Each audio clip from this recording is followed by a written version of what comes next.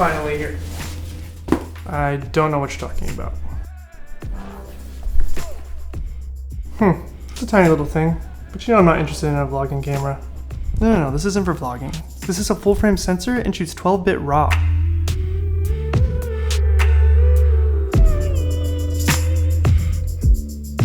Whoa. Maybe dreams do come true. Or maybe they don't. Well, let's jump into this video and see if the Sigma FP really is the next dream camera. If you're new to this channel, I'm Spencer Sakurai. I'm a cinematographer who's been working in the industry for about the last 10 years. I've shot for brands like Adidas, Google, and ESPN. And in this video, we're going to talk about the Sigma FP. So if you've been following this channel for a while, you know that I don't do full reviews of cameras like other people do on YouTube. I actually take the camera and I put it through its paces in a practical environment. I actually shoot something that I might shoot in reality for a commercial gig or for a film or for whatever, and see how the camera actually stands up in those environments. Now, I mostly want to talk about the image quality of the Sigma FP and not as much about the camera as a whole, although I will touch on that a little bit in this video. I'm also going to compare it to the Pocket 4K and show the strengths and weaknesses between the two, because I think that that's another camera that's in this price point that you might already have or might be considering upgrading to the Sigma FP from, and so I think it might be a good comparison for everyone to look at. Let's just quickly talk about the specs of this camera. Now, Sigma's made a few cameras in the past, but nothing really noteworthy, nothing really exciting, and definitely nothing on this level. Now, this camera costs about $1,900 US, and it's built for cinema specifically, but it does have a stills function built into it as well, which works pretty well. But the form factor definitely does not lend itself for shooting stills. It's just really just a small little box with a screen on the back of it and a couple buttons. It's not something that you're going to want to use for a photography camera that often. You do not have a viewfinder, and it doesn't have a grip on it, and these are all things you'd have to add to make it work in that environment. Now, what intrigued me about this camera is that it has a full frame sensor and can do 12-bit RAW. Now, there are clearly plenty of cinema cameras on the market that now do full frame 12-bit RAW, but most of those cameras cost a lot more money. I think the cheapest one you could probably get would be like the Mavo LF, and that's still going to run you about between $8,000 and $10,000 depending on how you kit it out. And then I know Sony just released one that is full frame, but I think that's still above $11,000. And so those are full-blown cinema cameras. This is more of just a sensor and a box that can record really high-quality video. Now, if you watched this channel in the past, you know I've been kind of hunting for the best full-frame camera under $3,000 for a while now, and this is coming in pretty close. Let's talk about the downsides of getting the 12-bit out of this camera. So the first thing that you need to consider is that it's going to shoot 12-bit RAW out the USB-C port into a hard drive. Now, you can do 12-bit RAW internally, but you can only do that full HD and not in 4K. And when I say internally, I mean you can shoot 12-bit RAW to an SD card just fine, or if you have a really fast SD card, maybe you could get the 4K, but I don't think most people are going to want to go that route. They're probably just going to want to go into a Samsung T5 drive out of the USB-C port. It's going to give you a really nice, affordable memory recording option. So this camera can do the 12-bit RAW DNG, so this is not a compressed RAW. This is not going to be like a B RAW from the Blackmagic cameras or a Red RAW like from Red cameras. This is just pure raw images coming out of the camera that will sequence themselves back together when you import it into your editing program of choice. And what that means is it's not compressed at all, so when recording to a hard drive, you're going to eat up a lot of hard drive really fast, but you're going to get the most high quality image you can possibly get out of this camera, and actually in most cameras. But in some cases that can be a good thing because you're going to get the highest quality option possible when filming in RAW on this camera. The downside of that is obviously that you are going to eat up hard drive space very fast, and it's going to get a little bit cumbersome if you're doing a longer form project that requires a lot more footage. So let's just get a few things out of the way that I don't like about the camera itself, the body itself, and then we'll just jump right into the image quality tests. So the first thing is there's no viewfinder and the monitor does not articulate on the back. Also, the monitor is not touchscreen, so if you're comparing it to a lot of modern cameras like the Blackmagic Pocket cameras, the 4K and the 6K, those both have really nice 5-inch touchscreens on the back of them. This one has a pretty small screen on the back of it, and it's not a touchscreen. So you always have to use buttons in order to access the menus. And no, the screen does not articulate. Like I said in the opening scene, this is not going to be your go-to choice for a vlogging camera unless you add a monitor to the top of it, which you're going to have to power separately, and it's going to just be a much more cumbersome setup. Although I will say this camera is very small. When comparing it to the Pocket 4K, it just fits right inside of it. It is a very small camera and has a very small battery, which is a good thing and a bad thing as well. The battery does last around 2 to 3 hours, I would say, which is pretty decent compared to a Pocket 4K when it first came out. I mean, even now it still only gets about an hour on a battery, and the camera's a lot bigger, whereas this is a small camera with a small battery. When I was doing the opening scene, I think I had the camera on for 2 hours before it died, and I had the camera on basically the whole time and recording very often. So the camera's really small, so that means that the ports on the side of it are going to be small as well. So you're not going to have any full-size ports on this camera. The HDMI is a micro HDMI, so it's very small. You're going to have your USB-C port, and then like a headphone jack and a little mic input, but you're not gonna have any full-size ports on this camera. This is not a full-blown cinema camera. So another kind of downside of this camera is that in order to do higher frame rates, you're gonna lose that 12-bit codec. Now you can do 60 frames per second in 12-bit, but you can only do that in full HD to get your 12-bit. But if you switch to 10-bit, I believe you can get the 4K 60. Now in reality, 10-bit versus 12-bit is a big difference in color space, but I think for most people, 10-bit will be fine for the slow motion. It's just kind of a bummer that a camera that costs $1,800 compared to like a Pocket 4K, which is only $1,300, it's just kind of a bummer that you can't get full 4K 60 at its highest bit rate in this camera. I think the best way to quickly talk about the image quality is by comparing it to another camera, and especially one that I've used extensively. So like, if you've been following along on this channel, I often shoot on the Blackmagic Pocket 4K. But here are a couple shots from this camera outside with cloudy skies compared to the Pocket 4K in the exact same environment. Now obviously the first thing you're going to notice is the frame size. Now I try to match the frame size the best I could. Now the Pocket 4K with the Metabone speed booster on there is going to give it closer to a super 35mm crop, whereas this is a full frame. So you're going to see a big difference in the field of view, but this gives you a good comparison of what the colors look like and the image quality looks like out of this camera. First thing I'll say is the image quality is really, really nice. Now I feel like the camera could have a little bit more dynamic range. It's definitely not going to compete with my Blackmagic Ursa Mini when it comes to dynamic range, but I've said it before, you don't need a lot of dynamic range in most situations.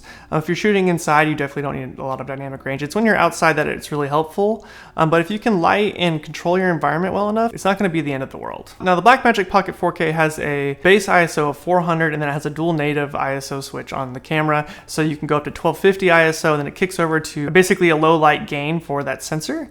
So this camera does not have dual native ISO. But something that's interesting about it is that the full frame sensor is going to give you a lot more light hitting the sensor. It's going to absorb light differently because your photo sites are a different size. I rated this camera at 400 ISO as well outside when shooting these shots. But going through all my other testing with this camera, I was able to crank this ISO up pretty high and not ever have to worry about having like a dual native ISO switch, because the low light performance on this camera was just so good out of the box without a dual native ISO. So to quickly compare the low light of this, I actually set up a side-by-side test between the Pocket 4K and the Sigma. I shot both of them at 400 ISO, but then I switched them both over to 1250 ISO. That's where that Pocket 4K kicks into the next gain switch on the camera. So it's going to change the dynamic range for this situation.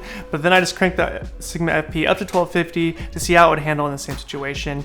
And the Sigma FP handled it very, very well. The image is perfectly clean and there's no noise at all. Something to think about actually is that the Pocket 4K and the Blackmagic cameras tend to have a little bit of noise regardless that they have that dual switch on them. You're gonna have a little bit of noise just because of how that camera handles light, but this full frame sensor is gonna handle light a lot differently. So the image on this camera is just super clean. I think that's the best way I can describe it. It's just a very clean image in any situation, from 100 ISO all the way up to 1250 ISO, or probably even higher than that. I didn't have a real reason to push it that much higher, so I haven't really seen it in that environment, but it seemed to be just super clean overall. Now this camera does not have a log profile in it yet. It should be coming out here pretty soon, but that wasn't a major deal, because what happens is when you put the raw DNG files into something like a DaVinci Resolve, and you can go into the settings and you can click it over to the Blackmagic design profile, and that's going to kick it right back into log for color grading. So this didn't affect me very much when I was shooting with it. Shooting one of the stock profiles actually helped me for lighting, because I had something that I could look at that actually had more of a Rec 709 look built into it. I actually used the portrait look for most of my lighting on this rather than using the neutral. I felt the portrait just looked a little bit more pleasing. So I used that as a guide on the monitor to light all these shots in this video. So like I said on this channel, I like to take a camera and put it in a practical environment so you can actually see how it performs. So the first project I wanted to use this camera for was for a little social commercial that I was making for my wife and I's macaron shop here in Oklahoma City. And I thought that would be a great excuse to put this camera through its paces a little bit. So check out the little mini commercial and we'll come back and talk about how I use the camera to get these shots.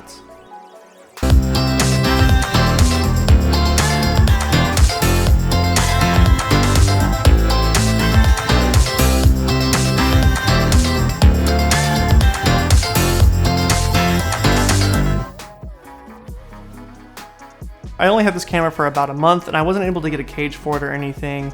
And so I just decided to shoot all of this completely handheld with just the lens on the body, and I didn't even use an external monitor. Now that was kind of a bummer. I think you really need an external monitor with this camera. You can't really see what you're doing with that screen on the back. Now the screen's a pretty nice screen, but the fact that it doesn't articulate makes it really hard to put it in the spots that you need to. So we have a really small little shop and it's white walls everywhere with a window at the front. And so that light's gonna come in from that window and it's gonna bounce all over the place. So that was something I had to compete with when shooting these shots. And that's when I really started to notice the lack of dynamic range on this camera. I mean, most cameras in that environment, when you're competing with the sun, you're really gonna notice where the dynamic range falls apart. And it wasn't like terrible, but it was something I definitely had a light for. So I threw up an aperture 300D to shape these shots and to compete with the sun coming in from the windows. I simply put the aperture light dome on the 300D. I would basically backlight or side light any of these shots just to give it a little bit of shape and kick to the room. And I think I shot most of this between 100 and 400 ISO, and most of these shots were with the Sigma 35mm f1.4, but the shots of her biting in front of the neon sign were with my Canon FD 55mm 1.2. Now that 1.2 is just a beautiful lens, and this was a good excuse to use that lens because it's made for full frame cameras, and so there's no crop. So that 55mm 1.2, just man, the bokeh is just so buttery and beautiful.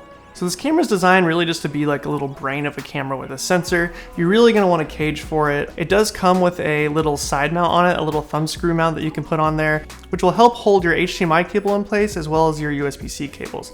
So that's a nice addition, and also gives you the little hot shoe on top so you can mount a monitor to it if you need to. So I definitely recommend getting a T5 drive in a cage that can fit the T5 drive on top, and getting the appropriate USB-C cable to mount it in a more convenient way than I did. This was a very cumbersome way of shooting, and I do not recommend it at all. I think if I would have filmed this in a higher frame rate, it would have made these shots a little bit easier to do, but I wanted to test the camera at its full ability, so I did the 24 frames per second at the full 12-bit codec. I definitely liked how the images turned out for this video, and I was really impressed with the image quality coming out of this camera. So my favorite thing to do when reviewing a camera is usually to recreate a scene from a movie, or try to shoot a scene in a way that's just cinematic, or is maybe inspired by a TV series or a movie. Most people that are subscribed to this channel know that. They've seen my other videos. If you are not subscribed to this channel, now's a good chance to do that. So in the opening of this video, I did a little combination of the two. I was inspired by the HBO show Euphoria. Now on that show, they're using an Alexa 65 or an Alexa LF, and they're shooting on a full frame camera, which I thought was going to be a great comparison for this camera since it's now full frame. And something they do on that show is really fun, is they shoot on like vintage lenses, and they shoot them wide open, and they just get these really incredible moving shots, and the lighting is just really unique. They're not just doing the go-to just soft lighting, really controlled. I think what they're actually doing is they're using those vintage lenses or softening filters to give it a very unique look. So I thought this was a great excuse to film something in that way. So for most of these shots, I use my Canon FD 55mm f1.2 wide open. Now usually on this channel, I'm using the Tiffin Black Pro Mist to kind of get that vintage soft look, but in this scenario, when you go all the way to f1.2 on a full frame sensor, the background gets so blurry and the lens gets so soft that there's no reason to put a softening filter on there. Now maybe in Euphoria, they are using a combo of a softening filter on top of a vintage lens, but in this scenario, I did not have any reason to do that. So for lighting this, all I use is my little Falcon Eyes F7 Pocket LED light. Now I've talked about it pretty extensively in some of my other videos. You can go check that out on my channel. But I set it to a kind of blue color temperature, kind of like they do on Euphoria. In Euphoria, they're using a lot of purples and blues and kind of these like kind of really soft tungsten lights, but every scene usually has some sort of color in it. So all I did was put that little light up on the windowsill in my apartment, and then for the wide shot, I just kept it with just a little soft rubber diffusion on it to kind of light me from the other side. But then when I would come in for a close-up, I would use the diffusion of a 5-in-1 reflector to give it a little bit more of a pleasant, soft look on my face. And then I also just used the practical fluorescent light that was already in my kitchen, just as a little back edge, and also add a little bit of a warm fill on the camera side of my face, which is really nice. It was a very low-lit scene, and I shot everything about 400 ISO on the camera, and the image is perfectly clean. Euphoria, they do a lot of kind of crazy camera moves, so I wanted to recreate one of those as well. And so for that, I just asked my wife to take the camera, flip it upside down, and then walk towards me while spinning it and trying to get it in focus. Now, she's not a filmmaker at all, but she was able to get somewhat of a decent shot for this setup. But I think putting the camera in a more cinematic environment where I have control of the lighting and the shots really helps sell off what this camera is capable of. Now, like I said before, the Ursa Mini 4.6K, which is like my go-to camera of choice, it has a super 35mm sensor, but it has so much dynamic range, and it has a lot of codec options, and it's still kind of my favorite camera right now.